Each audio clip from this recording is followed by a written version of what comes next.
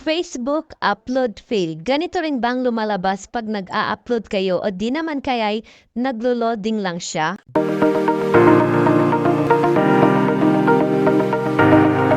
Kumusta mga ka-SS? Welcome back sa aking YouTube channel. Sundan nyo lamang ang step na ito para sa ganun ay makapag-upload na kayo. Punta ka sa iyong Facebook account at ilong press ito. Click mo itong App Info. Click Storage Usage. Click nyo itong Clear Cache. Pagkatapos nito, punta kayo sa inyong Play Store. I-type ninyo ang Facebook. Then may makikita kayo dito na update. I-click nyo lamang itong update para sa ganun ay ma-update ang inyong Facebook account.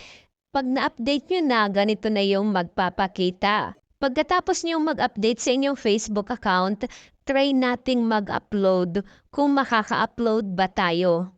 If sakali hindi ito gumana ang tricks na ito, kailangan nyo lang mag-submit ng report kay Meta.